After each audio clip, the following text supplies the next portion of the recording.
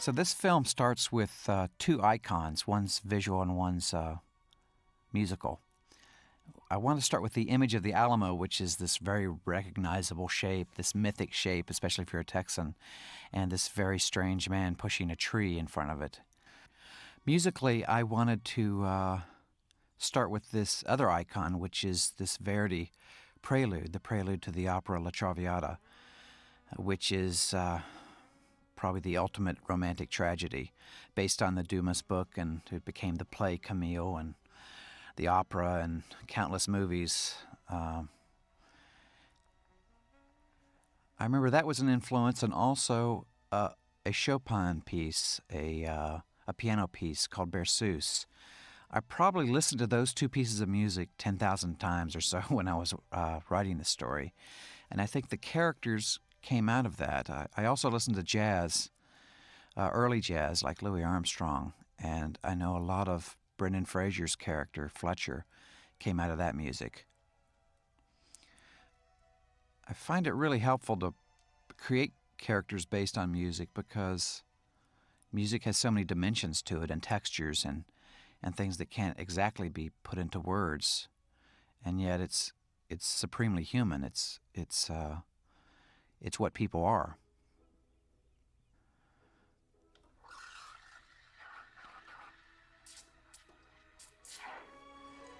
Somehow, out of all this mishmash came a story of two artists. One that believes in his art and believes in being an artist, and one that has stopped believing.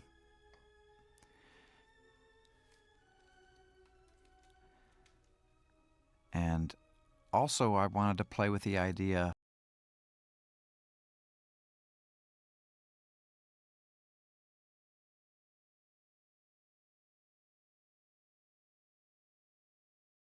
has really given up on herself. I mean, she's like a poster child for cynicism in a way. And I was interested in the idea, when you become sophisticated and cynical and worldly, can you go back to believing in something? I wasn't sure that you could. And that's part of what I wanted to explore in the story. And so the movie's really about Roz's journey from unbelief to belief, in a sense, to a belief in herself and a belief in things working out, or life being worthwhile, I guess.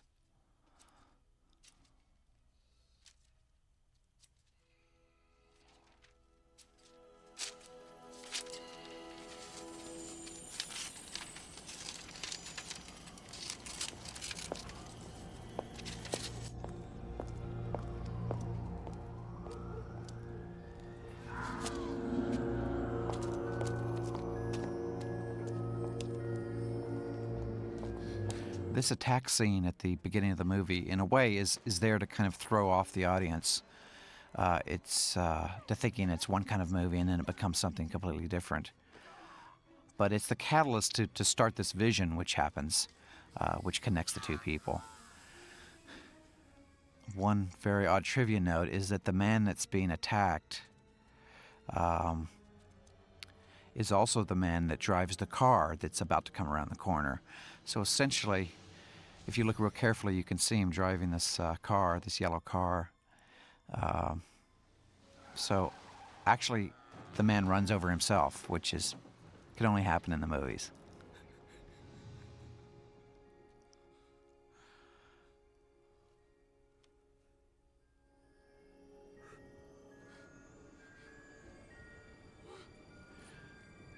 Our cameraman, John Thomas, who has a wonderful way with light and is very natural style, I think really was an assistance to me as a first-time director in helping to tell a story with one shot. And I think this is a perfect example. We seem to be in kind of a dream world with the glistening pavement, and one thing is revealed and another thing, and through just watching her feet, we've learned an awful lot about this character.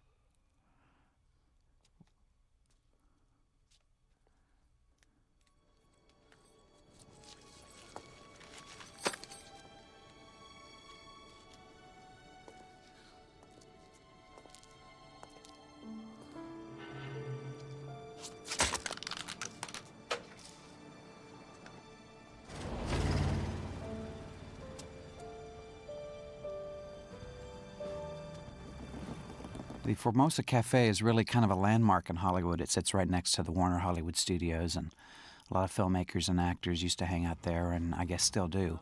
We were really fortunate to be able to shoot there because it's a key part of the story, the fact that she's in the Formosa Cafe, and Fletcher gets a little confused about what the word Formosa means. We're setting up his vision here with this shot that comes up of Roz's terror, this image of Roz's face, and because all good independent films have no money to spend on anything, we found a real efficient way to do this little vision on video. We did it on PAL. My friend and designer Bob Inglesiepen did the work, where we combined several images and ran things backwards. That's the image that gets kind of branded on Fletcher's brain, and it sets off the course of events that strings this little story together.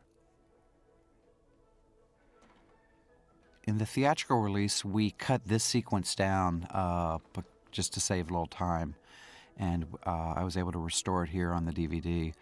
I think it's important because we really are trying to figure out who the heck this guy is. I mean, is he a maniac? Is he a dangerous person? And I wanted to, for the first time, to really kind of get an understanding of Fletcher's creative process and how he pieces things together and how he integrates his art into every aspect of his life. We found out he's really been waiting for this moment, waiting for this stroke of inspiration or this image to hit him, and he throws himself into it in recreating the image, not exactly, but the interpretation of the image. Of course, to an artist, that's the same thing. In fact, it's more powerful. One of my favorite quotes is from Picasso, who said, "Art is the lie that shows us the truth." And I think that's what artists try to see and try to express, is a truth that lives in their head. And to them, it's more real than the nuts and bolts of reality. I was also able to put this scene back, and it's a key thing, really. I always regretted that we trimmed this scene down. We come from Fletcher doing his art to Roz doing her art, and it's a sense we have early that she is only able to express herself as an artist too, except we find out that part of her is so clogged up and neglected that it really doesn't work anymore. Also, Anne Magnuson just looks fantastic in the scene, and I'm glad to have that back too.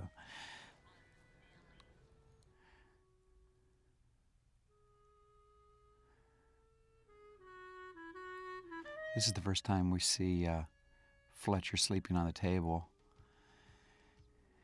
And I guess I was reminded of Edison a little bit. The story goes that Thomas Edison used to just work until he got tired and then would lay down on a table or a couch and sleep for 20 minutes or an hour and then get up and keep going. There really wasn't, a time to get up, a time to go to bed. And I think that's a characteristic that follows a lot of artistic people.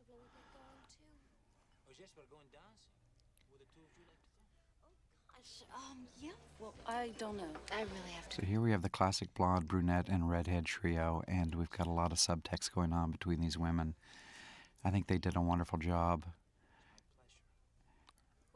Really, their eyes are used as baseball bats to make a point with each other. Here's a great example.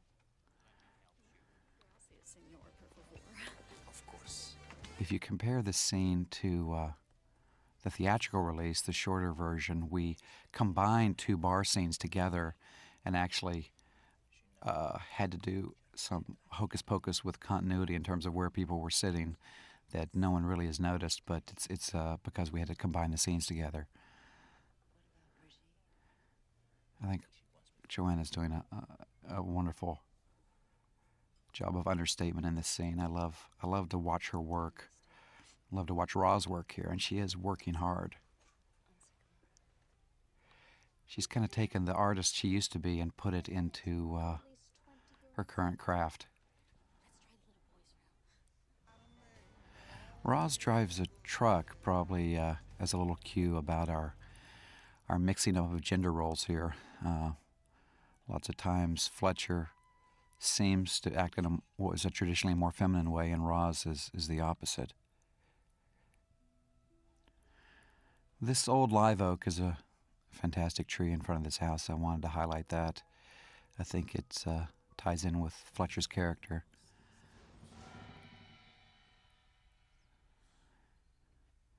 You know, we had this film was shot in 1996 when we all discovered this herb called melatonin that helped you sleep, and I think melatonin worked its way into Brendan's interpretation of trying to pry yourself out of that kind of a sleep.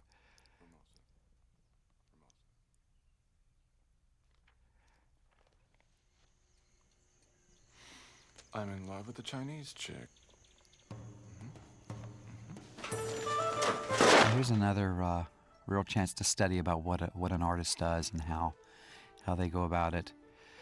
A lot of 20th century art is really a lot about the process, and I think Fletcher exemplifies that. He lives for the process. He works his problems out, defines himself, and solves things through the act of being an artist. And he's an ideal artist to me in the sense that he has completely removed the commercial aspect of what he does. This thing he's building, for example, I mean, he's not intending to sell. He's not intending to take a picture and have it published in an art magazine. He's doing something for a whole different set of reasons that are much more authentic. Also, I think the sense of ritual here in terms of this little altar ties in not only to the Catholic history of San Antonio and the ancientness of the place. I mean, the city was founded in the early 18th century, but even way before that, there was a significant Native American population there and a lot of rituals that went with that. I think the city is about ritual in a sense and tradition, which is really exactly what's missing from Los Angeles and Roz's world. LA's a city of implants of and people and otherwise, really. People who come here uprooted from where they grew up, and tradition's not something that stays or is appreciated in this town.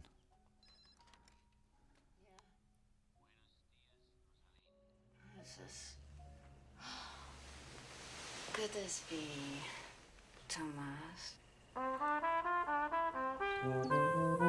This scene on the San Antonio River was shot in a part of the river that actually looks like it did about 100 years ago.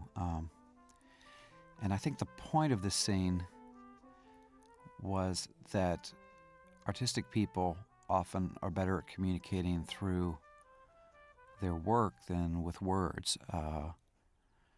Right here, Celeste Holm, who plays Fletcher's grandmother, knows that something significant has happened in her grandson's life by what she says is the tone of his playing. And she knows immediately what it is and what has happened, which is why she asks what her name is. Of course, Fletcher has no idea what her name is. And it's a chance for them to talk about the family legend a little bit.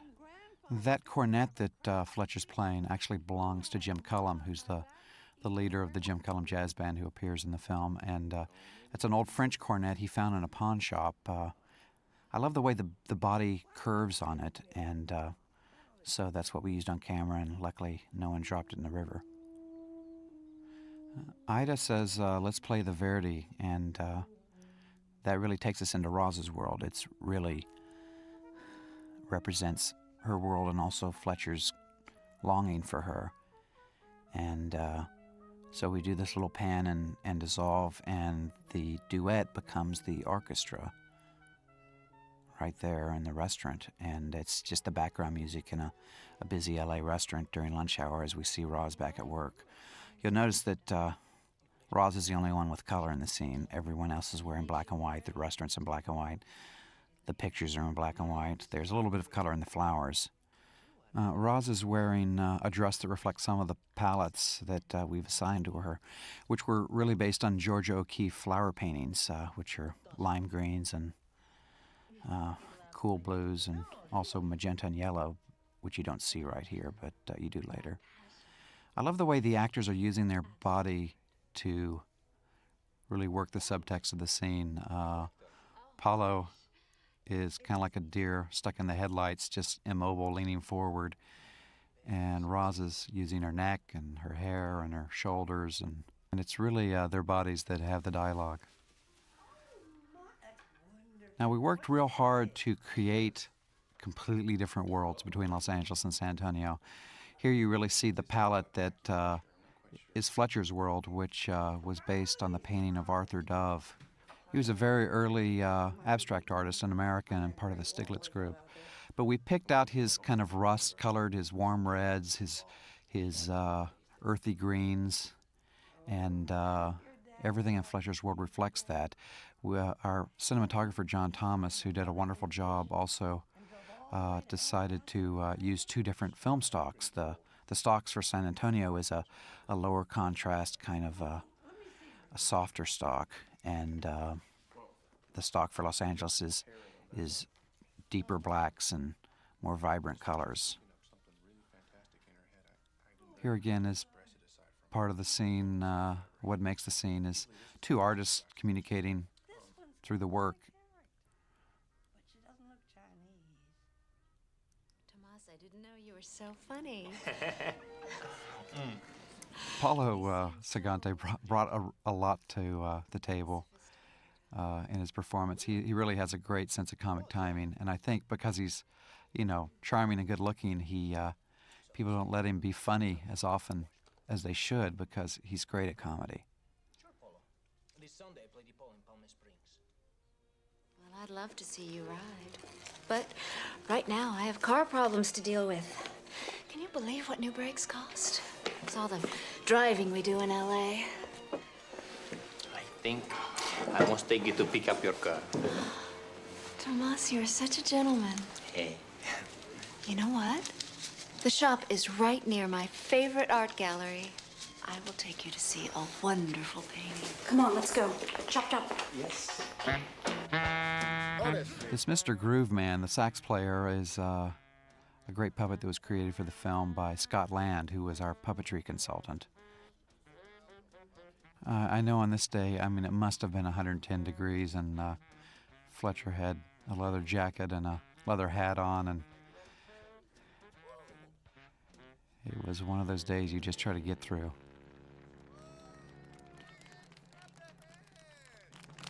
I wanted the Alamo in the movie because it's such an icon, it's one of those things that just the sheer shape of it has so much power, especially for Texans, but it's kind of known all over the world, and it's a great backdrop.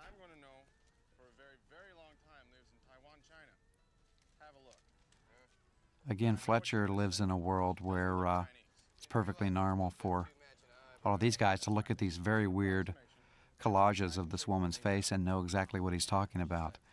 It's kind of like a secret society of understanding among these people. If this woman, she's a bit odd, but if this woman you're supposed to be with, then he's gonna have to get used to it. Yeah, buddy. She's the one.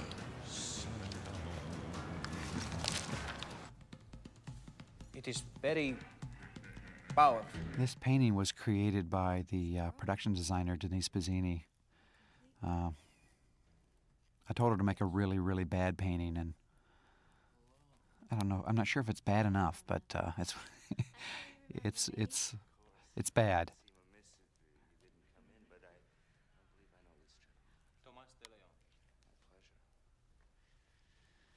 This scene was also trimmed in the theatrical version, and I restored it to what it was for the DVD, so we can see a little bit more of the dynamic of it all. I'm a polo player. I play number 3. Really? It's very underrated. Roz kind of steps away to let her partner do what he needs to do at that moment. And the soundtrack Paul Mills composed, I want it to be kind of a jungle, rhythmic kind of thing, almost like we're listening to the hormones rattle on in Paulo Sagante's character. This was, even though it looks like a set in a way, it is an actual art gallery in San Antonio. And the owners of the gallery told us that it was definitely haunted, this building, and that they saw people, ghosts all the time, and they would rearrange stuff in there. And I'm not sure I believe all that stuff, but we did have the oddest problem once we got our film developed, in that the lights were flickering on the wall. You can barely see them during the pan shot, but it was a kind of flickering that happens that's only visible on film once you process it. So maybe the ghosts were telling us something. This scene was restored in the DVD version. It was cut out of the theatrical release. And it's a repeated La Traviata element.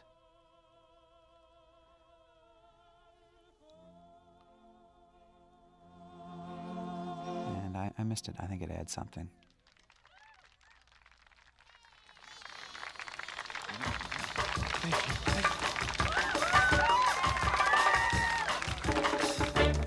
Especially like that transition in the soundtrack.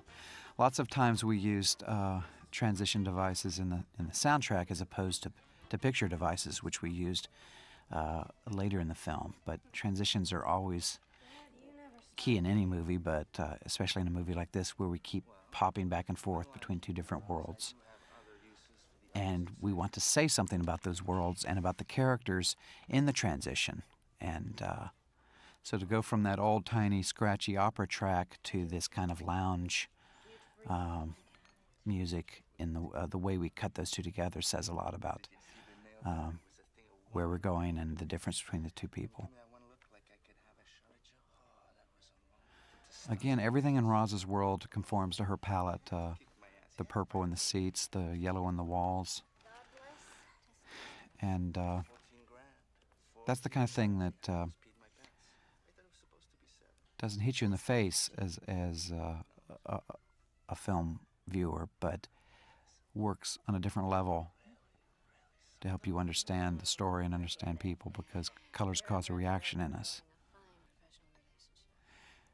Angus McFadden played Roz's accomplice, and I think did a great job of bringing kind of a undefined Eurotrash feel to this character.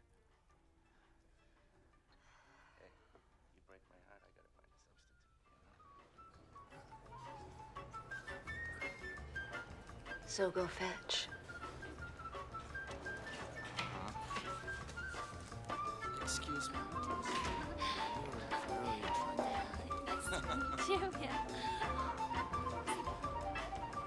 You're just worrying about closing that Tomas kid. Forget it, you'll breeze him. This is really one of my favorite scenes in the movie for a number of reasons. One is the intimacy that the two women are able to have with each other. That's something really men don't share with their friends. But they both have their guards down, they know each other real well, and they're talking about something that on the surface is kind of funny. In a way, it's Sturges-esque, some of the dialogue. But the subtext is very important, because Roz is really discussing something that's dangerous for her, and she is in the business of protecting herself in every way, and yet there's this crack that's opening. I think the score has a big part to do with the success of this scene, because we're taking kind of a dark score. We're taking Roz's theme and working it around some of the lighter elements of Van Magnuson's, comedy here. And I think the contrast is really interesting. God, Roz, really? It does happen. Have you ever known anyone to actually be in love for longer than 90 days?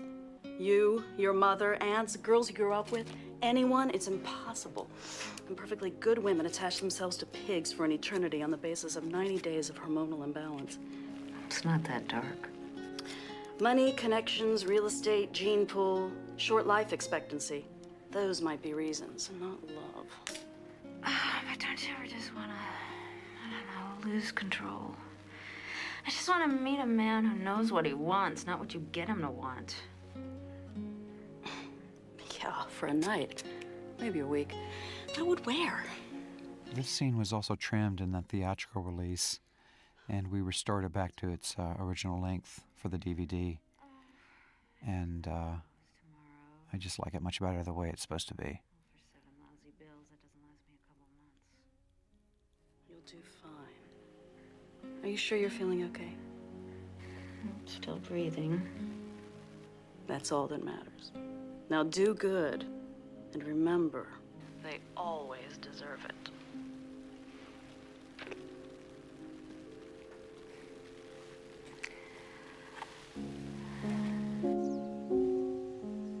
And I think it's a beautiful setup for this next thing, which is really about falling in love.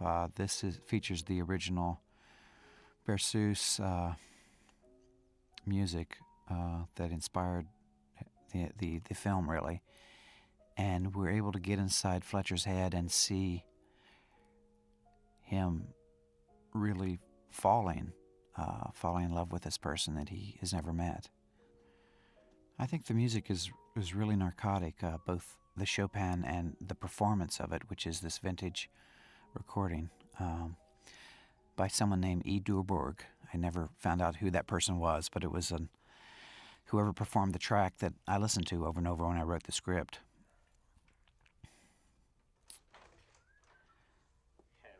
And all that feeling eventually goes away like Roz's dream, and the reality comes back, and she's on stage again. I tried to tell you on the phone I feel just horrible tonight, but I still want to see you. I thought maybe we could stay here and order in, watch cable. Well, of course. I will take care of you. Thank you. So the Tomas character has really basically showed up to collect on his investment here, and Roz's dilemma is how to get rid of him completely and absolutely without having to pay that little dividend that he's expecting. What do you want to eat? And this time you must let me pay. I have no preference. How about Japanese? Japanese food builds your natural antibodies. I've been reading that. I think it also helps show us how Hi, I'd like to place an order. how ruthlessly efficient Roz is in achieving her goals, the way she deals with the situation. 247 South Sycamore. That's right. Right away. Thanks. Thank you. Tomas, I'm sorry. I told you I don't feel well. Forgive me. I am carried away. You are ill. Yes, I am. Let me help you. You know what? I'm achy all over. I just want to sit on the couch. Can I get you something? A pill? Aspirin. It's in the cabinet in the bathroom. Right away. You will feel better.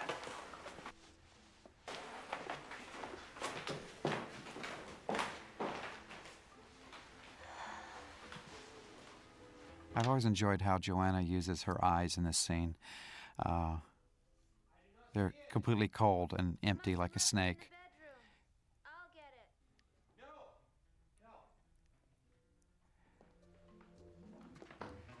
it. And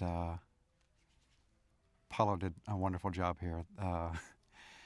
This part actually was all his idea. And he's an eternal optimist, this man.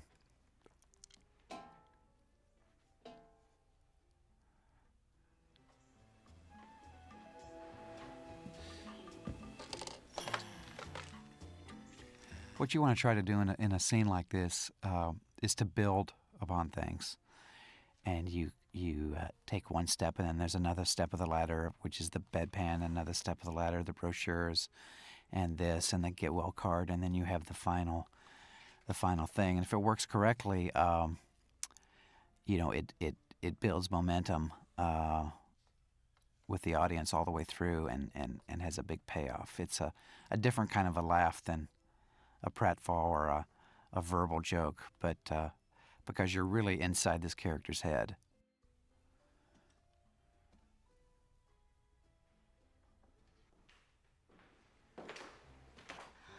You found it. My bedroom is such a mess. I did not think so. You are sick. It's so wonderful that you are here tonight. I need someone here, I really do. Roz's gift is that she understands the male mind, which is the most dangerous thing a woman can ever do. And she knows when to run away and when she'll be pursued, and she knows when to do the exact opposite, when to cling and how to get them running away. I'm sorry. I forgot that I need to make a phone call. It's on the desk.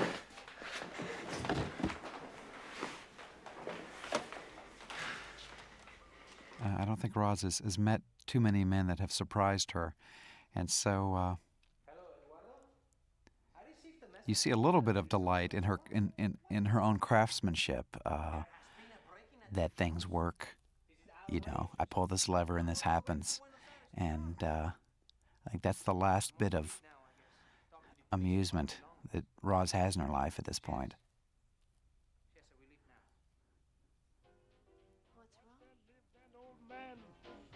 Here's another transition that's fed by the music. This is a Louis Armstrong cut called Old Man Mose from the early 20s.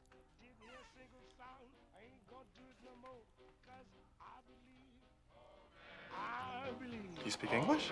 I love what our editor Sean Albertson did with this track, because Armstrong saying "I believe" is really, he's singing to Fletcher here and encouraging him to go after it.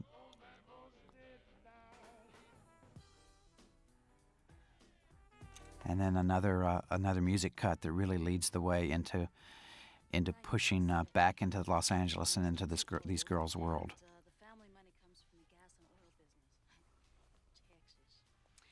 I know that he owns several shopping malls, and he's getting into high tech, interactive something or other. Oh yeah, he's eccentric and odd in a thoroughly uninteresting way.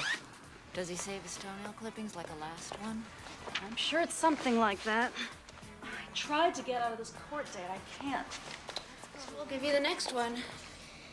And this. Once again, this stuff is always interesting to me. I love to see how women, to study really how women relate to each other, how they're able to shop and have a conversation and discuss the clothes all simultaneously. It's a multitasking miracle. It's like this. Texas boys like their girls pretty. Big hair, lots of makeup. Oh, honey, they just love makeup. This is kind of key, because when we see Roz meet Fletcher, she doesn't look like her normal self. She's got her hair up. She's got lots of makeup on. You act like they bore you, they chase you. You seem to like them, they leave. It's not that it's hard, it's just that the better the play, the better the back end, and the more money for you and what. Well, what's his name? Yeah, it's the one thing I don't know. Elaine! I'm renegotiating. My setup wouldn't give it to me, okay? He's like paranoid. Look, it took 3 So lots of business here for these actresses, which always makes the shoot interesting, because the clothes have to be in the right place. They have to get on in the right way and get off in the right way. Your guy is gonna be here on business. Always wanted to meet an LA gal. First time he says howdy, darling, I'm gonna hurl. Oof. Where'd you say he was from? Oh, I don't know. Some Spanish name, Sans something. I think it was Joanna's idea to do that little flamenco turn on the Spanish cue. You have to sleep with him early. Just once. But make sure you nail him early. It's important. I don't do that. What do you mean you don't do that? It's just once. Just turn off the lights and think of Tiffany's.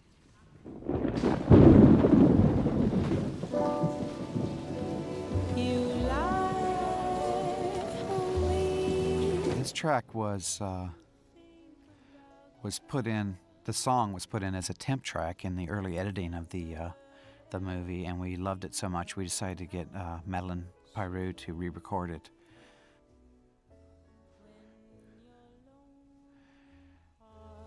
This is a chance to see Roz unguarded and trying to stay in touch a little bit with the artist in her that's retreating.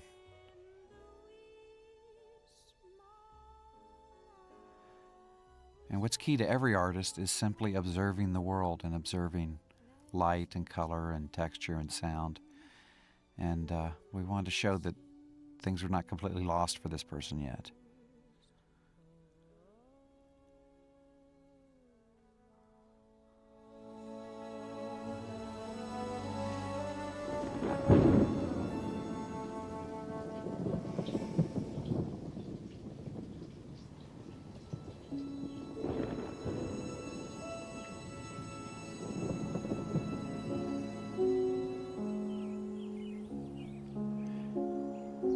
This is the Chopin again.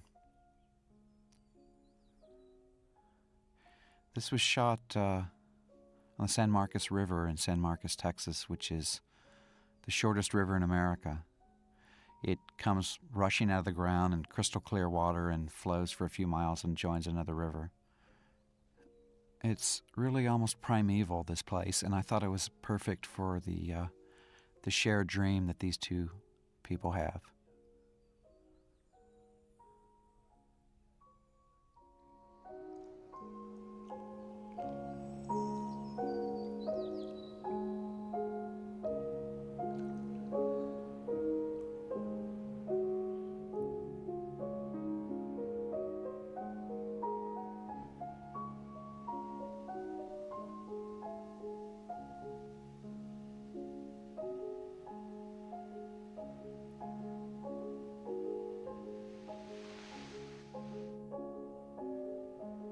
I think great film acting is not doing things, but thinking things. And I think that's a great example of that.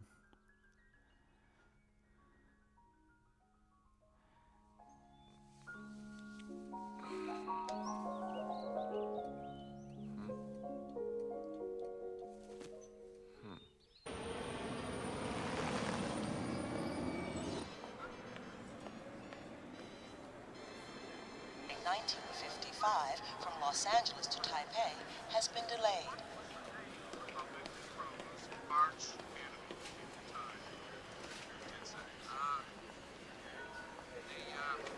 Excuse me, ma'am. May I borrow this for a moment? Here's another transition that was carefully played. I mean, you're supposed to start out thinking you're still in the airport, and then you're there.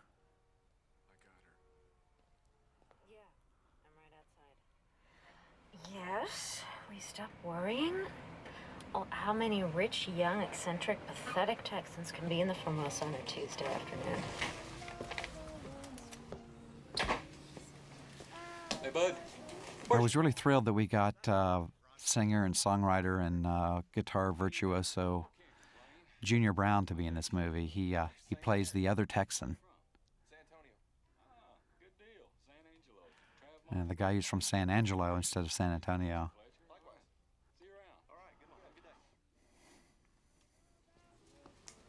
Damn. Excuse me, sir. I was wondering if you have seen this woman. No. No? How about this woman? Nope. It's actually the same woman, but does this look familiar? No. Okay. It could be this one. Could be any one of these. No. Are you related to this woman? Actually, well, not quite yet exactly, but I was hoping. Sorry. Huevo? No, iced coffee with a straw, please.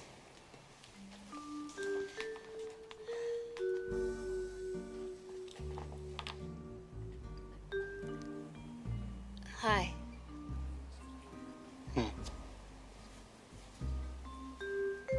Do I know you? I think so. Maybe. Are you here to meet someone? Yes, ma'am. So am I. I'm thinking it could be you. Yeah? Are you from Texas? Sure. Well, here I am.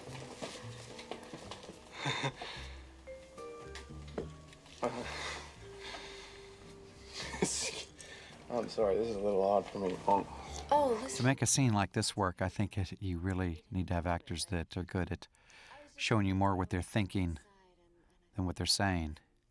And because we've spent a lot of time in the movie understanding where each of these people are coming from, and it all comes together here.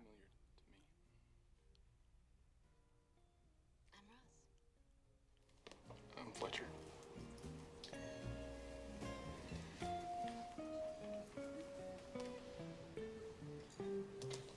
Well, Well. it's great to meet you. I'm just on my way to the marina. You leaving? Fletcher and Roz are it's really a chess game between the two of them. They both have agendas that they're keeping secret. They're both countering each other's moves, and they're both occasionally bewildered and have to get back on their feet and keep punching.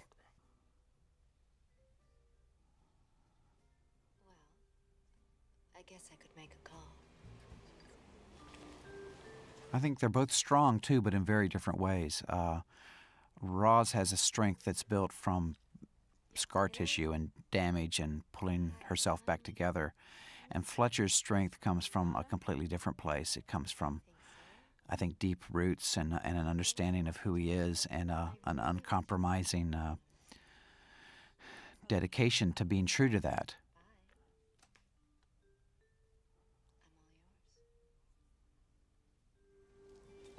Anyway, this is Sycamore Avenue.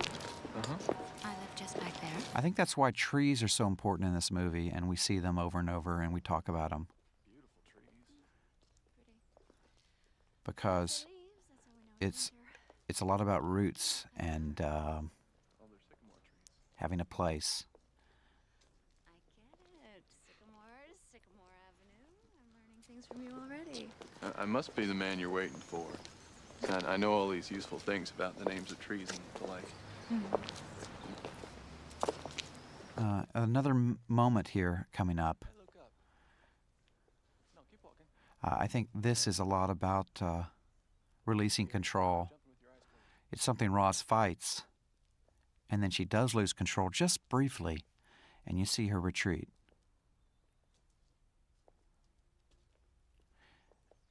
So, did I hear you say something about a painting?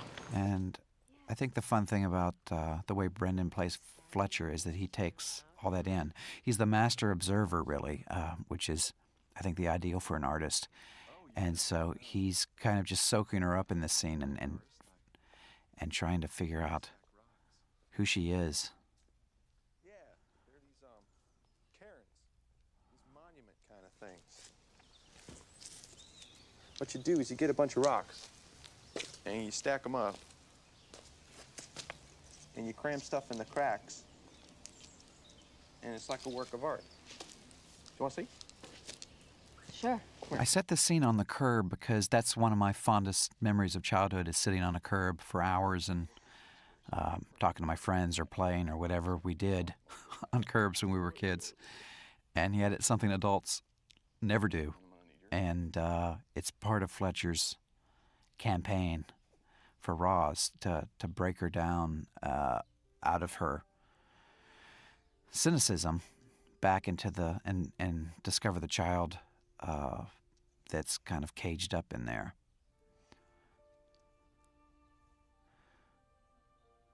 Again, I think the actress does a nice job here of being internal and letting you see what's going on. I remember when we shot this scene, I was really worried that not enough was happening. And Joanna did a lot of things that showed up on the film, but even though I was like 3 feet away from her, I really couldn't see when we were shooting it.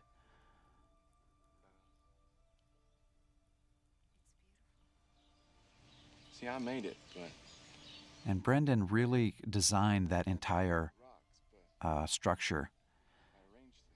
And yes, it did take a long time to shoot that scene, but we knew it was an enormously important part of it. And I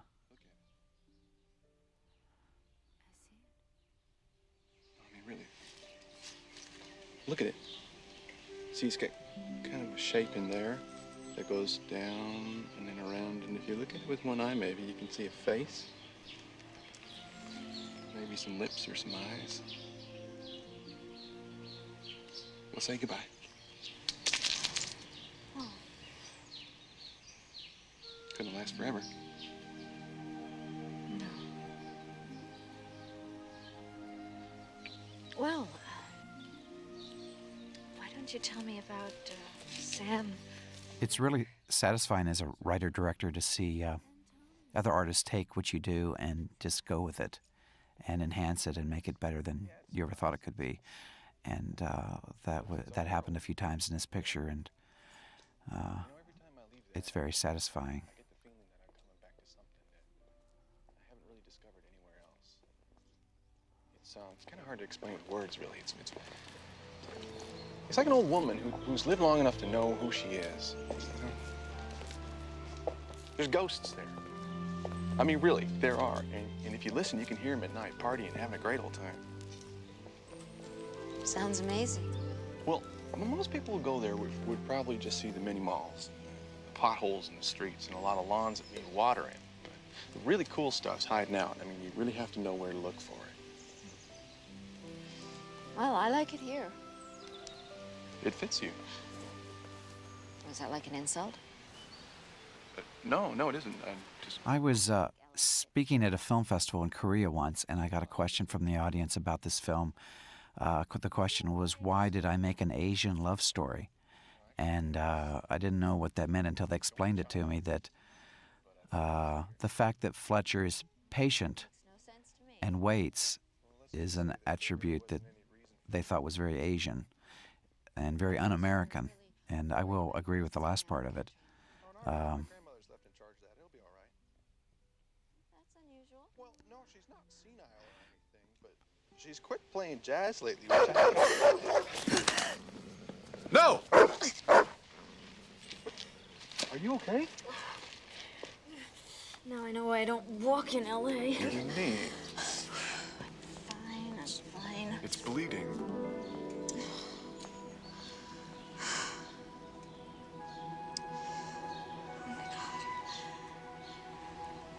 What? It's so weird that you did that. What? Is your knee okay? Why did you do that? I don't know. I just did it. Why did you do that? I did it. Is there something wrong?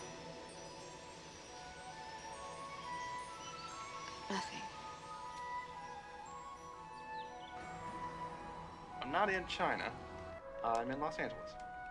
Los Angeles, what happened? Well? This is another scene we restored for the DVD. You found her. She a California girl? Yes, ma'am. Did she like you? It's kind of hard to figure. We actually shot it in the Hollywood Roosevelt Hotel, which is across the street from the Chinese Theater, which you see out of the window where Fletcher's talking. It's in a very, very obscure reference to the fact that he was going to China to find Roz and found her in Hollywood instead. And here Roz is wearing her Chinese pajama bottoms, which is also equally obscure.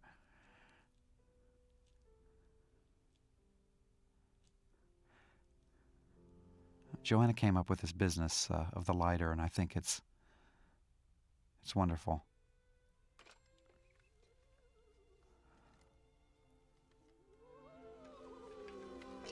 Operator, may I help you? Hello? May I help you? Oh, no, there's no... We're... Nothing, thanks.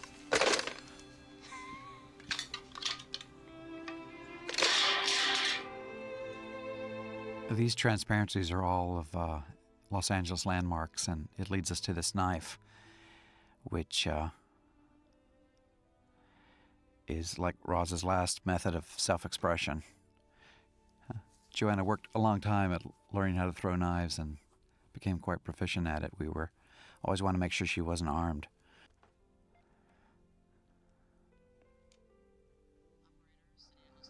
Hollywood, the Roosevelt Hotel. Please hold for the number.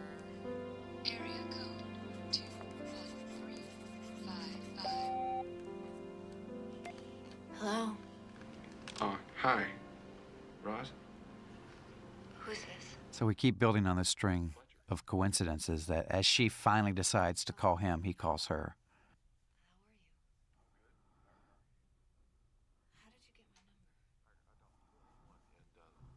Said cross street, yeah. Sycamore and Willoughby, they gave me the number. They were really helpful. Look, Fletcher, I'm just on my way out the door. I was just wondering if maybe I could persuade you. I'm going to meet a friend at the Formosa. Just a minute. Now listen, there's something we need to talk about you falling down and hurting your knee. We should get together and talk about this. You could meet me there. Oh, yeah, good.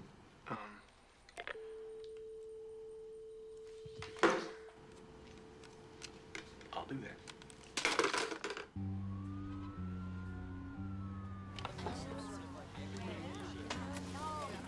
The beginning of this scene was restored on the DVD. We trimmed it down for the theatrical release. Hey, Fletcher, you made it. This is my friend Philip. Hey. Hey, Fletcher, sit down. Thanks. So, Roz says that you're from Texas. Mm-hmm. San Antonio. I drove through Texas once fast. It took forever. Hey, it's a drive. It's always fun to do a scene, and I think it's fun for the actors too, when there are two completely different things going on at the same time. You've got the this battle of masculine energy on the top level, and you have Fletcher reaching out to this woman on another level. And Roz is kind of ping-ponging between both games. I'm missing something I think I can find here. So, what do you want to drink? A beer. Be great. Thanks. Philip? Another? You boys stay put. It's my treat. So how long have you known Rosalind? Oh, God. So Roz has really invited Philip here to keep Fletcher at bay, because I think she doesn't trust herself for once. But she mentioned that she painted. Yeah, she's killer. Very, very private. Totally primal. Kind of Clee meets Rousseau in a femme West Coast fame. You know what I mean? Yeah. You know, she's about to have a major happen. She just needs a break. She's something special. Yeah. We've known each other for a long time now. More than lovers, really. Partners. Well, drink up, boys. There might be a giant fiery meteor headed right for us. You don't want to leave any in your glass. A meteor? Hell, if there was a meteor coming, I'd get me a reclining chair and make sure I had one of them drinks with a little umbrella in it.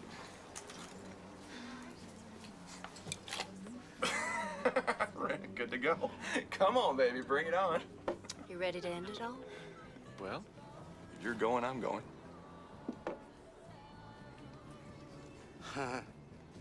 Oh, Fletcher. You are positively gloomy. Must come from hanging out with all those prairie dogs. Oh! I'm gonna ask you a question, Phil, and you don't have to answer it if you don't want to. Do you think that every last thread of intelligent life is chosen to huddle in either New York or L.A.?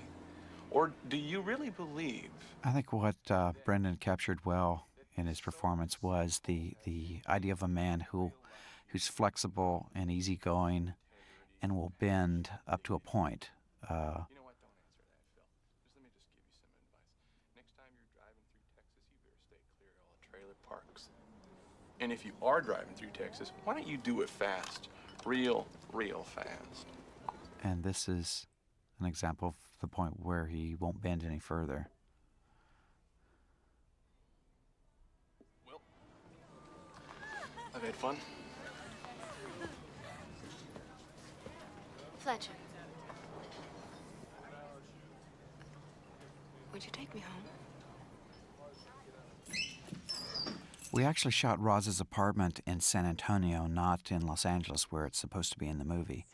And we had quite a difficult time finding the type of apartment that they have on Sycamore in Los Angeles, which is kind of Spanish Revival style places that were built in the 20s, 30s, and 40s in San Antonio. And eventually we found a house that was absolutely perfect.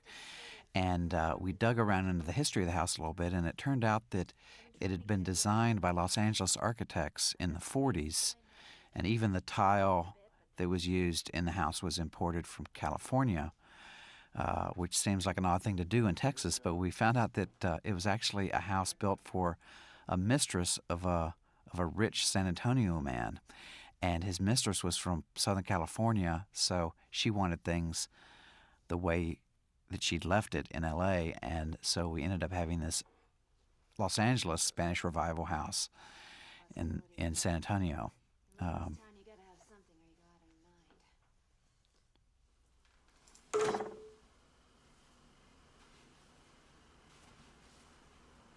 Are you gonna make me stand with my back against the wall, blindfolded with a cigarette in my mouth? Only if you beg. Will you please make me stand against the wall with my back to the wall with the blindfold on and cigarette around my mouth? You want a drink? So I don't know a lot about what you do. Is business good in Texas? Can't complain. It's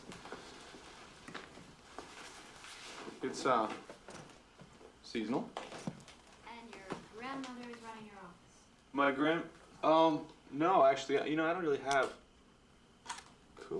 an office. I'm working out of my house right now. It's really a gorgeous place. You should see it. It's very special. Wave of the future. Phone, fax, net, work at home, leave to play. Thanks. You seem to know a great deal about business. A lot of the sort of creative types that I know are, well, generally unaware. Well, I like to keep up with the way the world runs. My work is kind of about money and greed and ambition and success. The basic human desires. The bare necessities.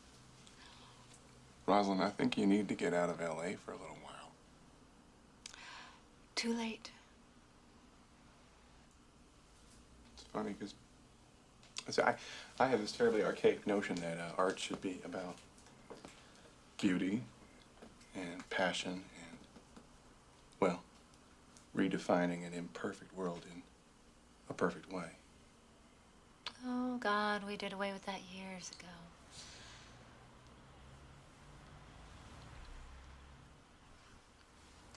We seem to have gotten away from our earlier theme. Which was? Flirting. Didn't we do away with that years ago, too? There's been a revival.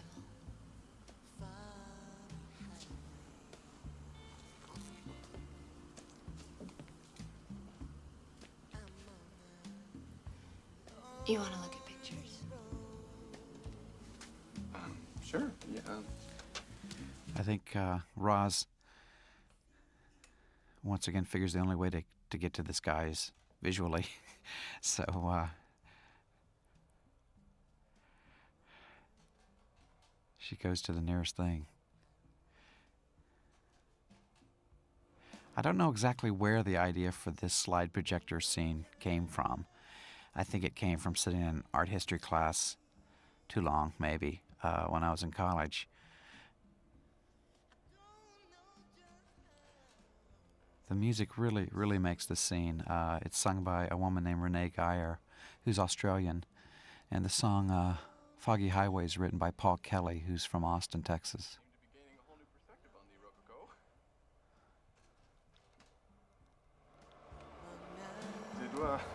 Did we just blow right past the flirting portion of the evening?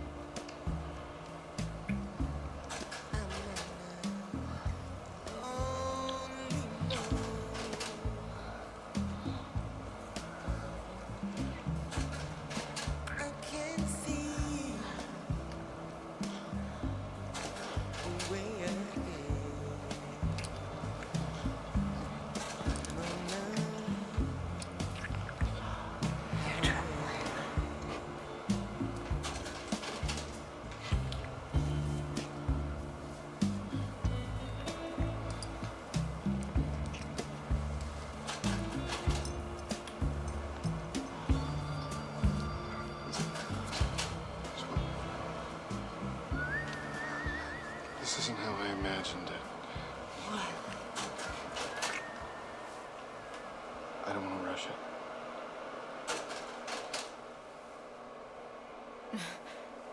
Isn't that my line? Why don't I just come back tomorrow? You know, maybe we'll start again. We could get some lunch or... You don't want me. No, I do want you. You don't. No, I do. This is just too important for me to screw up.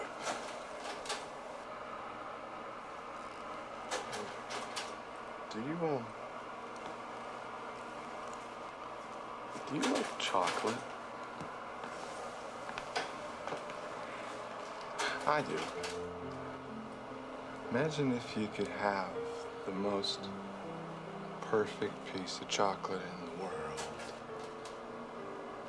Say you went to Switzerland and you got it there where they invented it. What would you do? Would you just gobble it down right there and then? Or would you maybe wait a little bit, you know? Find a perfect place. Light a candle. Put on some music. I don't know, maybe some Bessie Smith or the soundtrack to Viva Las Vegas. And then when everything was perfect, then you would savor it as if it was the last thing you would ever eat.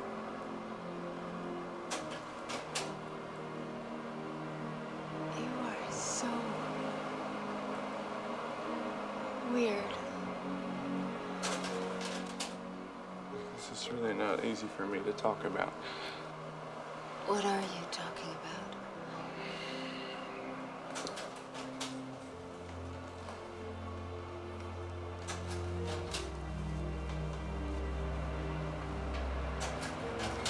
This.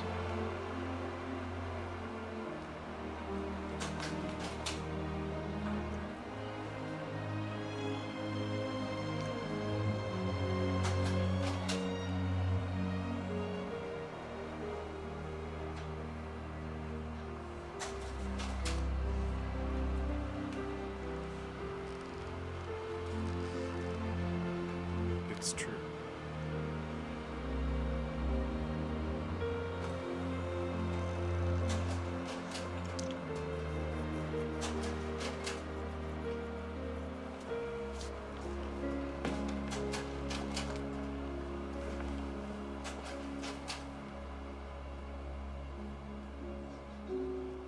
So this transition was very carefully planned. The score from the outgoing scene was written in the same key as the old piano solo that we used here, the Chopin.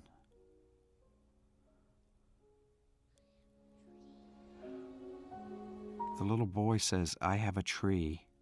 My son did that voice, and he was about 5 years old.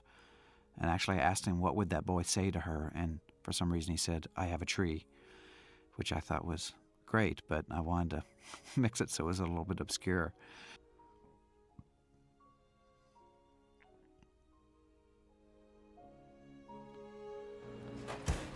Come on, Roz, don't worry about it. Everybody slips. I couldn't believe it. It was like an amateur. But he made me so mad. I'm gonna get him. That's sad. You used to enjoy your work. Well, I'm gonna enjoy this.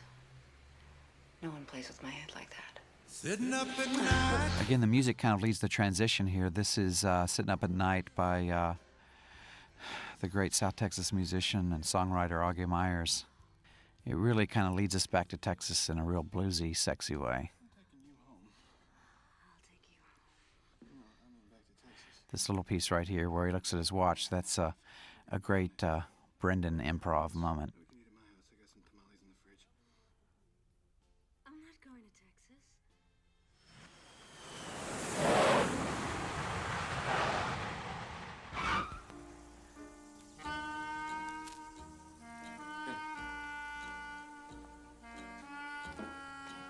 This is it.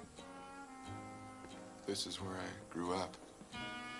The house we shot for Fletcher's house in San Antonio is a house that some friends of mine own, and I really wrote the script for this house. I was very lucky that they let us take it over for several weeks.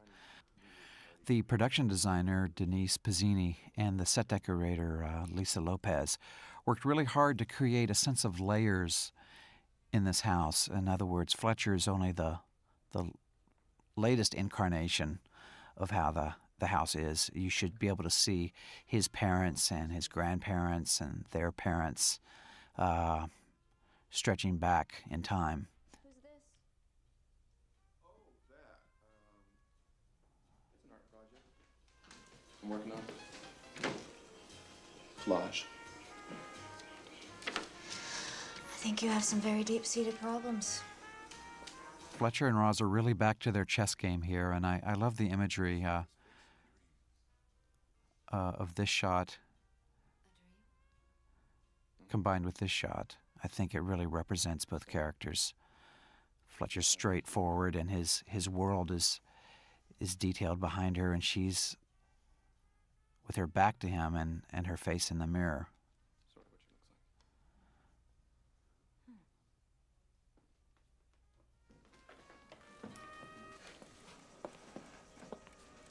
looks like. This is the Ida room. After my grandma Ida. This is my favorite part. An air conditioner. To the casual observer. But to an enlightened few, a personal serenity device. Just smell that musty cold air. Spins a cocoon magically. It makes everything seem as if the world doesn't matter. Did it ever? There's a lot of work that has gone into this scene. It's really the ultimate chess match between the two of them, and you can see how the actors are using their bodies to explain their characters, because really the dialogue is they're talking around everything that they're feeling and thinking. Really? I mean, all the context is between the lines and So, what kind of mood? in the body language.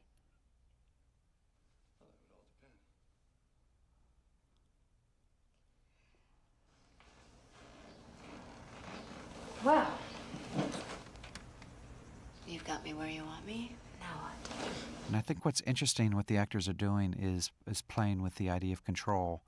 One character has it and then is overtaken by the other. Like right here, Fletcher's lost it momentarily and is trying to pull himself back together, and she's refusing to let that happen.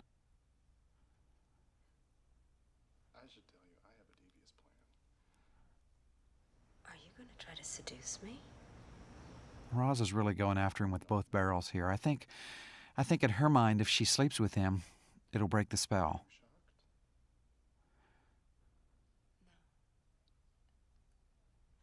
I kind of made some plans about you, too. Are you being tender? And then she's thrown off her game. No, don't misunderstand me. I like you. Tender. Must be the personal serenity device.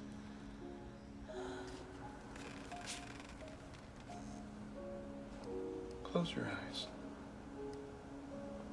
And now she's completely relinquished it all, and is about to go on a journey that I think terrifies her and is amazing to her.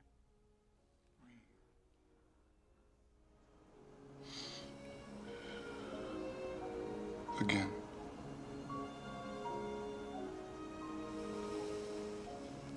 I think Fletcher is mainly searching for a way to give this woman a gift. I think that's really the story more than anything else. I think he searches to give her herself back.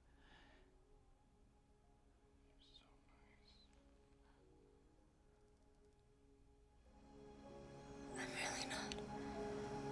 Yes, you are. I can see everything. And maybe what he seeks to give her is her own forgiveness of herself back.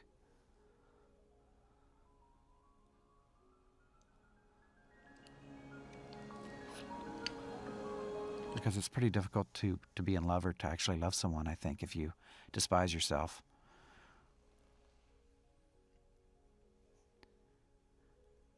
And I think that's the subtext, that both these actors understood that, and they play it beautifully.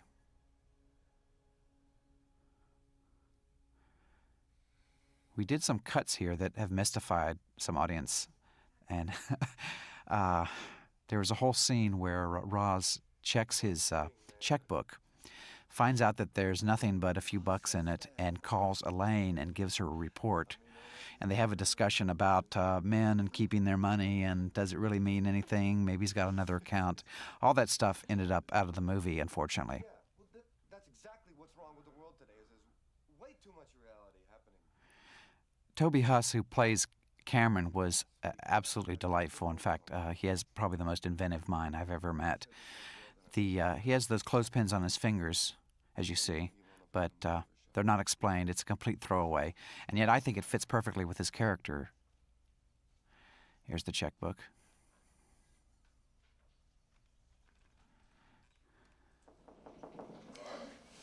Yeah. Hi, you're awake. Well, you are now. Listen, something just came up that I need to go do. Do you want to come? Oh, sure. I think I'll just change my clothes. Okay, all right.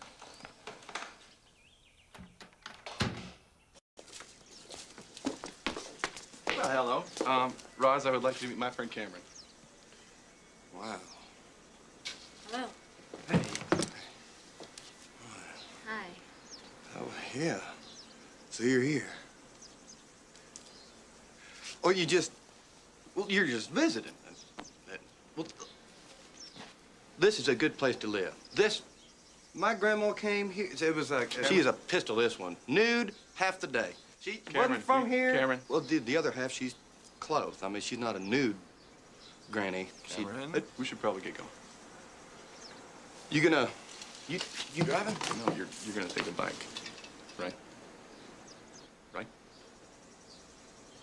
Oh, yo! I'm biking. Right. That's why I got the bike. That's why. Is to bike. And we'll see you there. Occasionally, I will ride my bike, and this is one of the occasions.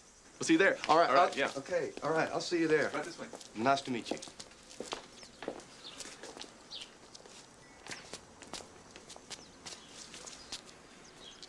That's crazy. Okay. We shot this scene down near San Jose Mission on the south side of San Antonio. And actually, the little girl who plays the sick girl in the scene lived in the house. We hadn't cast the part yet, and we went location scouting, and we found this great place. And they had this beautiful little girl, and she did wonderfully.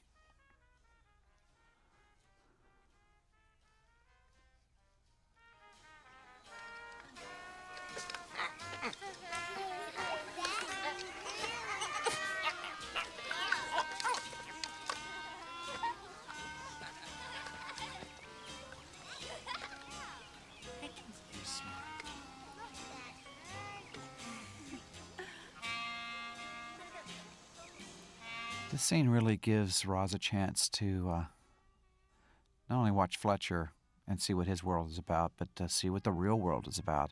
I mean, and probably having a child that's very ill is not something anyone would want, and yet I think you get a sense that pain and loss is part of life, and it's worth the risk. I think that's something Roz struggles with, is taking risks in her life. And Muchísimas gracias. I'm sorry, I don't speak. Do you want to thank you for what you did? Oh, I didn't do anything. Tienes un esposo muy maravilloso.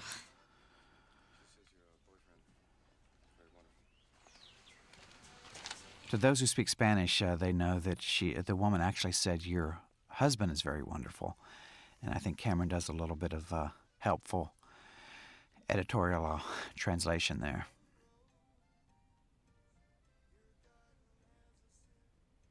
That was nice what you did. I get more out of it than they do. This track is the Texas Tornadoes, a late Doug Somm singing Laredo Rose, which is one of my favorite Tornado songs. How long have you been doing those puppets? A while. You have some talent. Thank you. My father used to do it. I always figured it'd give me something to fall back on if that career in nuclear physics didn't exactly work out. There you go, being sensible.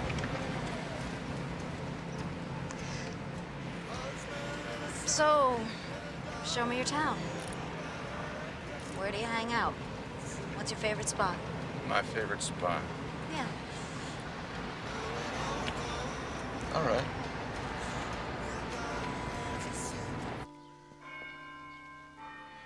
This is the old San Jose Mission that is on the south side of San Antonio.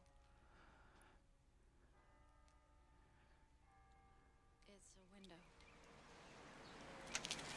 And this story that Fletcher tells is, I always say it's the true legend. It is,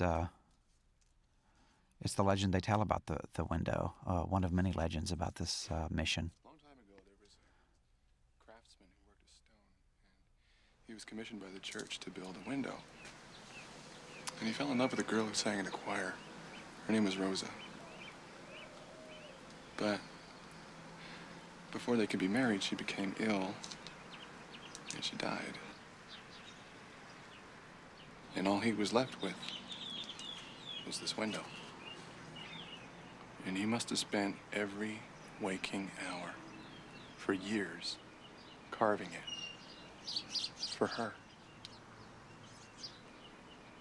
And that's why it's called the Rose Window.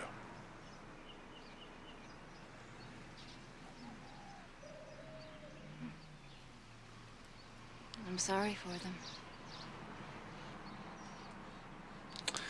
Well, at least he found her. You know, most people never do find that person, I think, that makes them feel whole.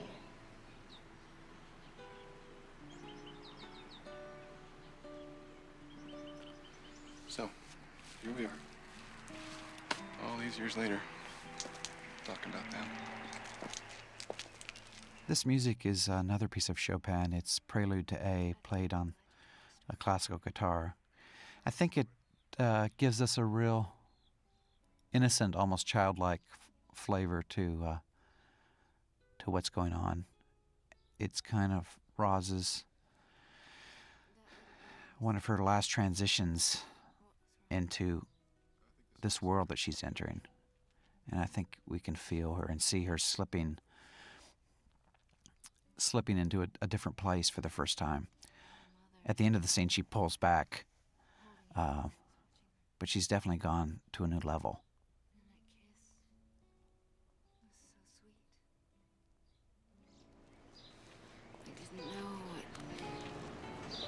Roz, if you were going, who would you want to kiss you goodbye? What do you mean if I were dying? Whose eyes would you want to look into last? Who says I would want to? You'd want to be alone? Yeah, maybe I would.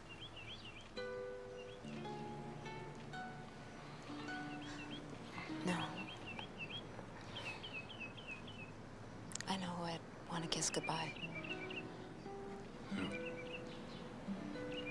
That little girl. I'd tell her a few things about surviving in the world. I'd kiss her goodbye and get on with it.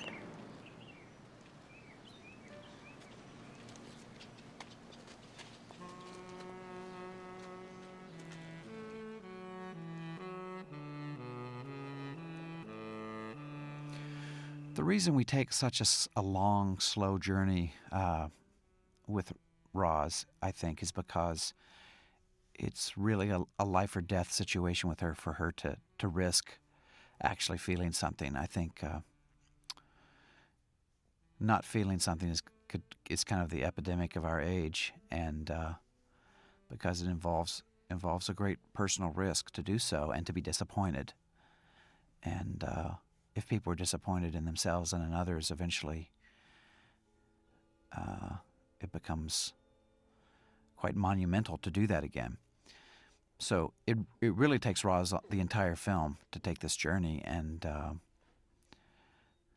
that's what we get to watch.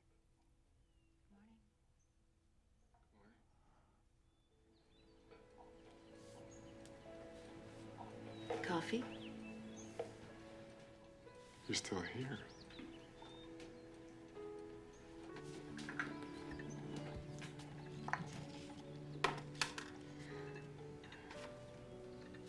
So you like to sleep on the table? Yeah. With a nice, soft, comfortable, air-conditioned personal serenity device upstairs? You make it sound like heaven. It could be. Oh. Okay.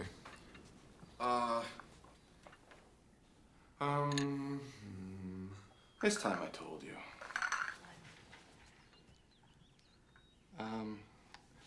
It's about the thing. It's something you gotta understand before, we can proceed. Okay. Do you dream? No, never. It's bad for you. I do. My whole family does. It's a family I think this is a really good example of the composer and the actor working together, even though they'd never met each other. I remember Brendan really nailed this on the second take, if I remember correctly. And the composer, Paul Mills, took this performance and really did something magical with it, I think. He starts it with a harp solo of the Chopin Berceuse, and brings that into the love theme here. No. You see, that's the thing. You never even met her. She was an elf. Fletcher's really just drawing this truth out of himself. It's almost painful, and he wants to do it the right way. But the music brings this kind of truth, I think, to it.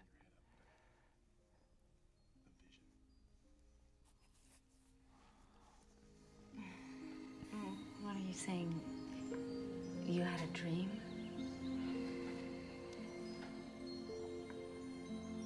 But I didn't hit my head. On a side note, see those eggs in the background? Those are empty eggshells that are actually being saved to fill with confetti. They're called cascarones, and during Fiesta in San Antonio, people break them on each other's head. It's a big tradition.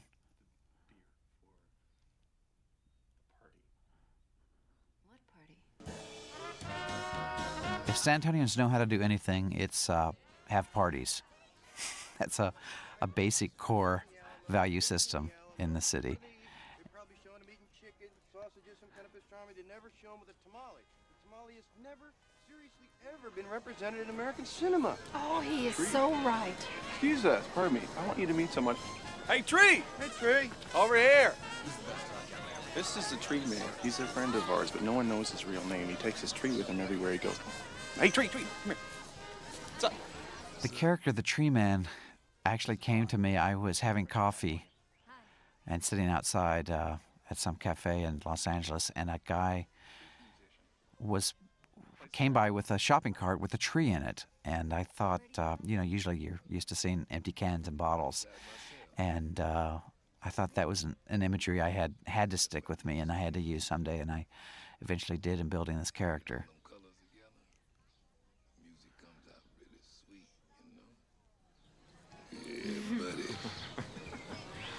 So, Lou Rawls was fantastic to work with, and I know he worked on building his character around Miles Davis. Isn't that interesting? Yes, it is. Would you excuse us? I'll be over here if you need me. Oh, All your friends are staring at me like I'm some kind of a freak. What did you tell them? Nothing. It's bugging me. Did you see her face? She's a lovely Chinese girl. Your English is good.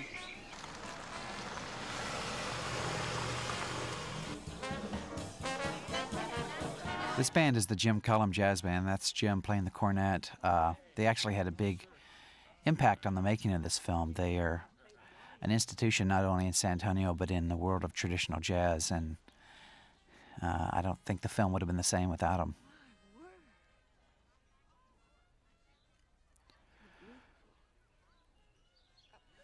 Thank you. This particular day, we shot entirely with Steadicam, mainly because we were behind schedule, and the scene was so huge, and we had one day to do it, and it was the only way we could get the day done. I'm not a big fan of Steadicam because it's often hard to control precise compositions, but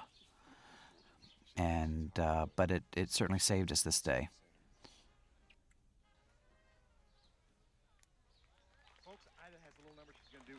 Something she's arranged. John Sheridan, who's the piano player for the band and also a wonderful arranger, did the arrangement of this the Chopin theme, the Berceuse, in a jazz motif, and he's a great innovative arranger, and he did a wonderful job.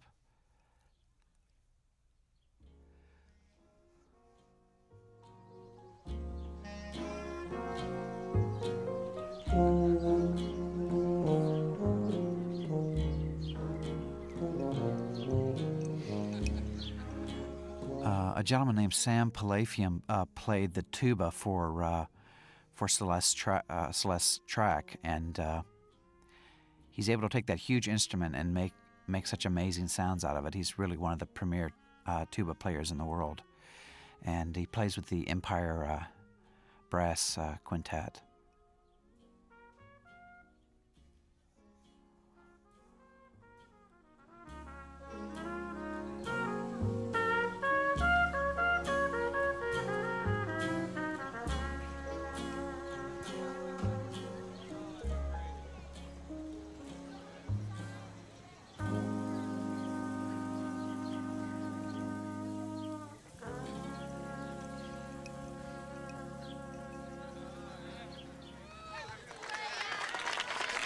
Yeah, that was Ida's arrangement of some long hair music.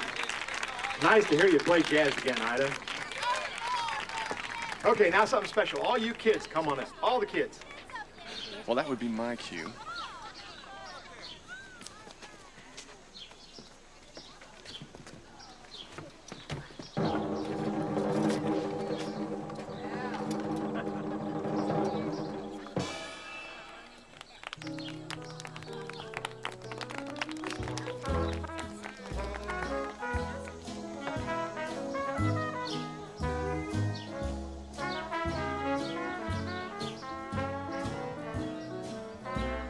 I remember when we shot this scene right here, I had the band play live. It was like going back to the silent days when you had an orchestra playing to give the atmosphere to the actors. And that was a lot of fun. These two actors are a good friend of mine. George Schweigert on the left is actually the executive producer of Still Breathing, and Kathy Kauser on the right is a good actor friend of mine from San Antonio. And they get to break the news to Roz.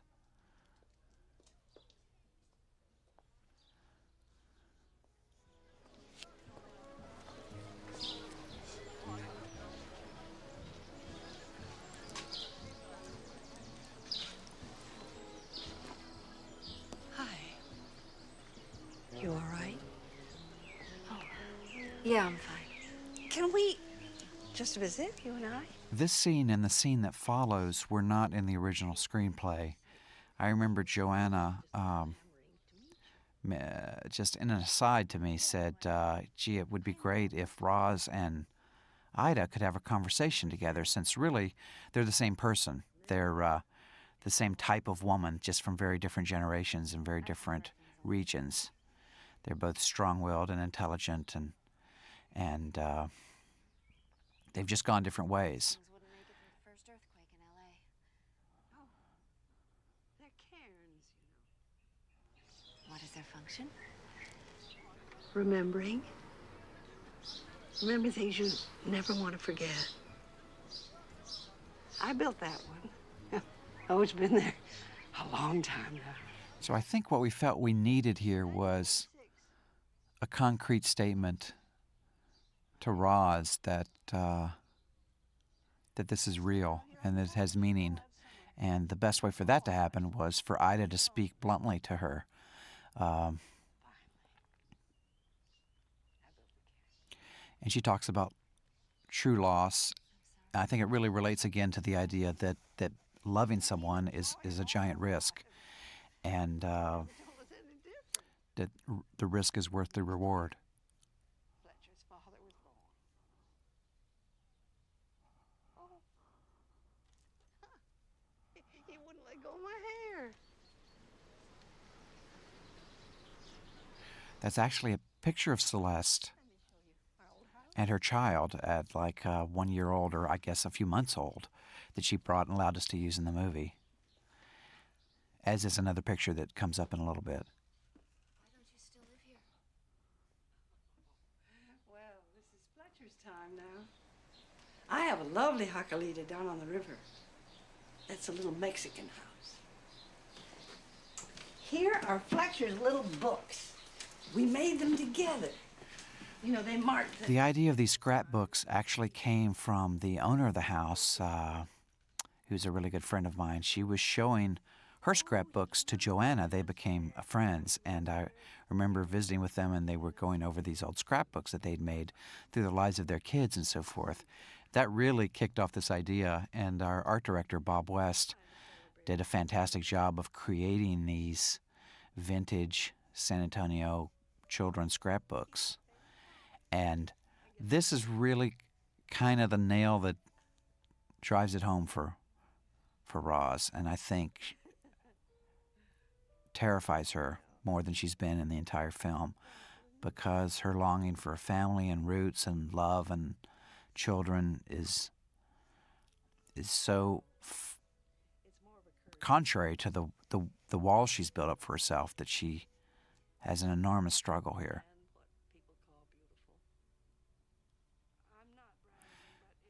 And I think Joanna does just an excellent job of telling that story while being completely still and just with what's going on in her head.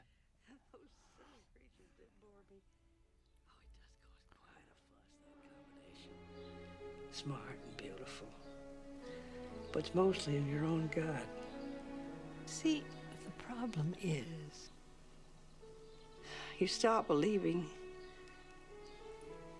that he could be out there waiting for you. Who? Your true love. Don't you know? My dear. This is a mistake. I'm not. Not what? Right. I'm sorry.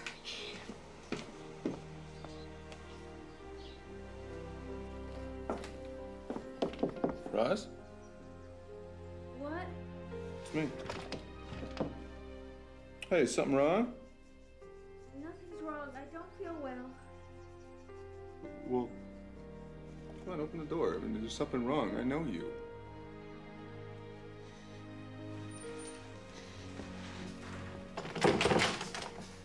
You don't know me. You don't know anything about me. And just because you think you dreamed me up or saw me in some kind of vision. I did. Well, it isn't me, okay? And you don't know me or what makes me happy. You actually think I'm gonna fall in love with you and your musty old house and your corny music and your oddball cracker friends? Yeah? I like the way that Joanna plays this scene with such self-loathing, and Brendan plays it just like a completely neutralizing force to take all that hate and just not just absorb it and not let it bounce off or incite him. And I think the speech right here is another really good example of a composer and an actor working together. And I cried out. The score is very vertical, and by that I mean it's layers on top of each other instead of a melody line, and it's texture, and it builds perfectly with the rhythm of the actor and what he's doing. And amplifies everything that the actor's giving us. I think that's what film scoring is about.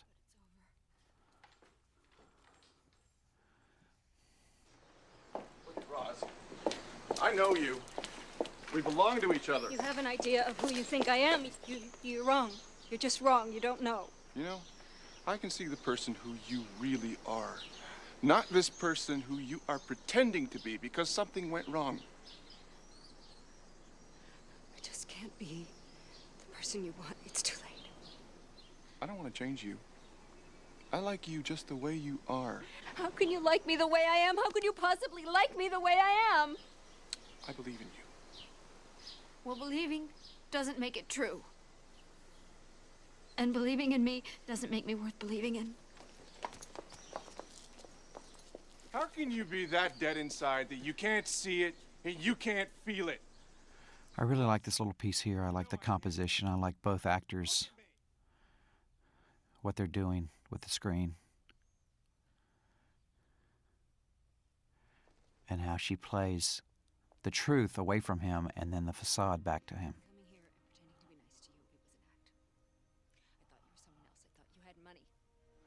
Essentially, she's coming back to just drive stakes into him, and she can't even bear to look at him, except for that one brief moment, and then she has to take her eyes away.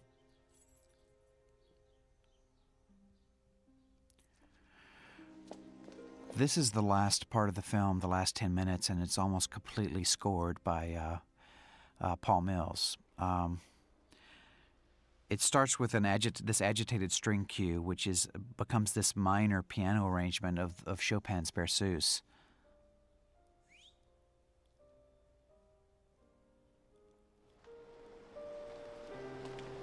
It's this lost kind of abstract emotional thing that Fletcher feels. I mean, anger and loss. I think it's really. I love the other two guys' performance in this little piece too. They're just perfect in what they're not doing and just being there.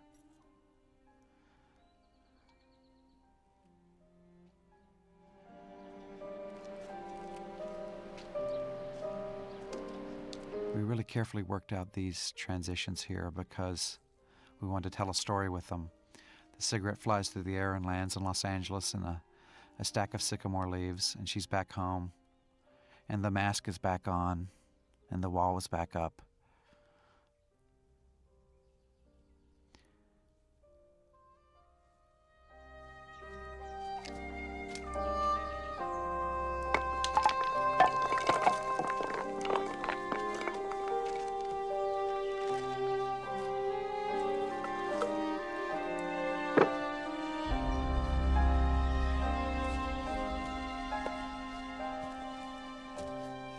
I think that's a wonderful piece Brendan did.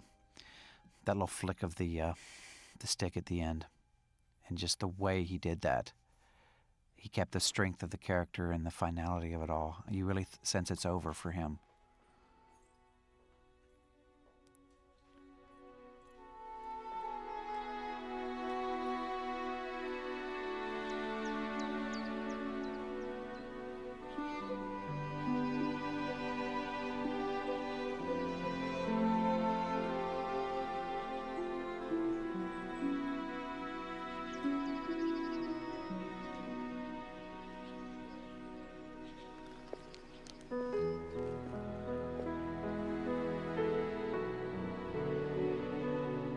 Hi, this is Rosalind, and whatever, you know what to do. Roz, it's Elaine. You know, you're gonna I always thought the entire story of this scene is told with Joanna's feet. that it tells everything.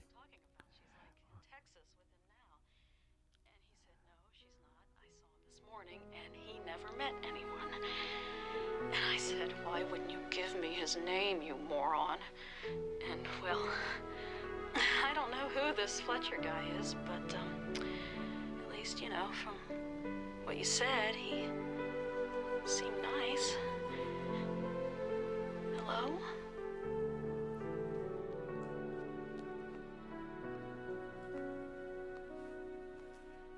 I think this is another instance where we kind of mix a little bit of comedy with this very serious underscore.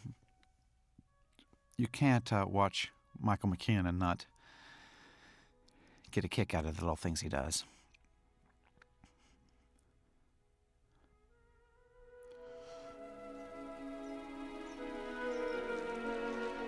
This collage that you see right here is a combination of real pieces of Joanna Going's face and little collage elements that the artist Bill Bristow put together for us. Bob West, the art director on the movie, did the scanning and the adaptation and the adjustments on her face to make them look like her, but not just like her.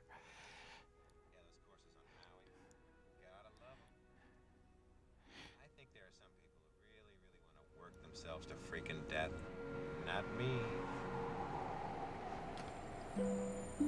So here, the score helps us again. It works with the performance to tell us what Roz is thinking. We go to this kind of toy piano version of the Berceuse, the Chopin.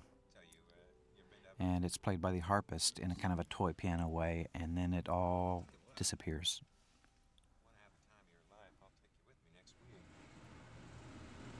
First class all the way. Gee, it's nice of you, Doc.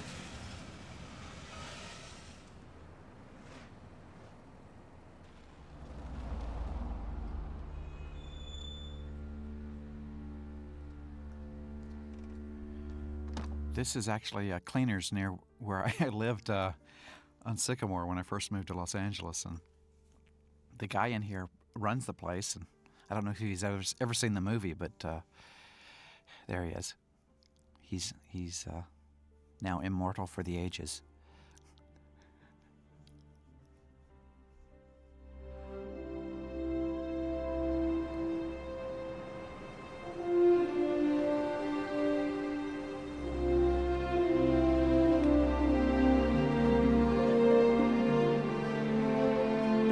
I like the way that Joanna played this part almost without any acting whatsoever. Often I find that the really big decisions in our life are often done in a completely matter-of-fact manner.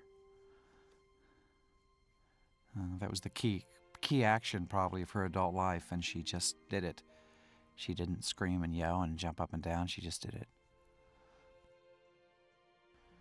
Our costume designer, Susanna Puisto, did a really smart thing here at the end. We chose this green dress for Roz to wear to come home, which is Fletcher's color. It's this kind of earthy green, not an emerald green or a lime green. And yet she's wrapped in this kind of royal purple coat that is her color, but has kind of a different feel about it. And then when she takes it off, she's finally home in that green dress.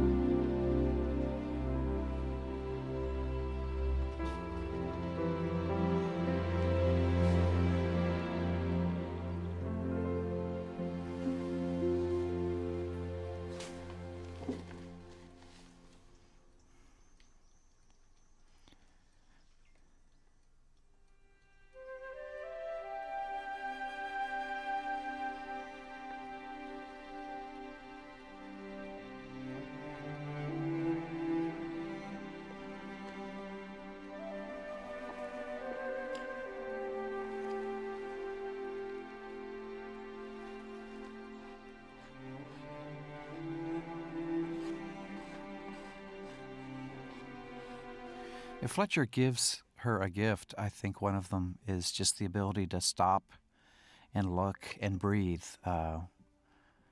He tells her to breathe earlier in that love scene in the grandmother's room. And now she's breathing.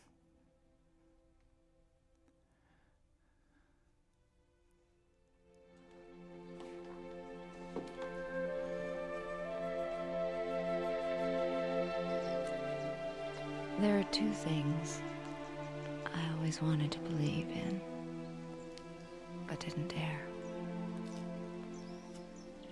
One is that there was one man somewhere who was made just for me. The other is that I just might deserve him. We had a hard time getting that last voiceover just right. We did it again and again. Joanna was very patient and gave us a million different things to use. I remember the last recording session, I think she was in some city and I was outside at an airport with jets making a lot of sound and on a payphone listening to the session, and that's what we ended up using that last one. I really wanted to do something different here. I couldn't see this movie ending with Roz running into his arms and the camera twirling around them as they kissed. I couldn't bear to have a scene like that, or a wedding, or a proposal, So I went the exact opposite way. I thought, well, what if we end a love story with the two people not even seeing each other? I mean, she's outside and he's inside, but they know that it's happened.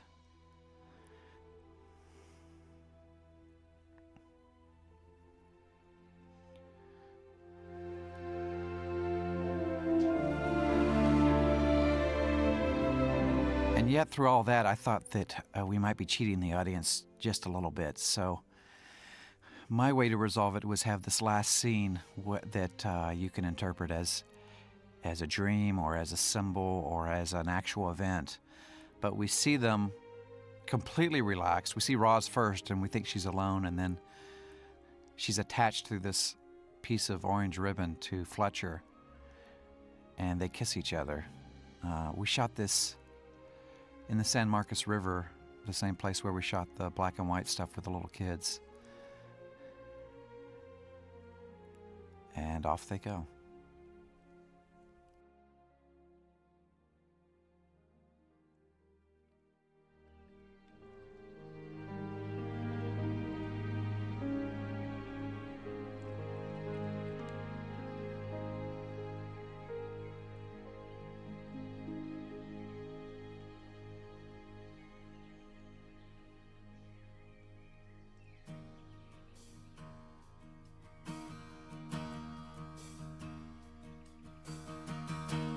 I've had a way of walking fences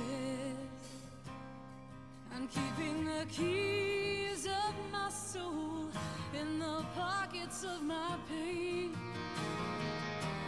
But as time goes on, I tend to be too strong, and my strength can kill my weaknesses that need to be seen. You can see a vision.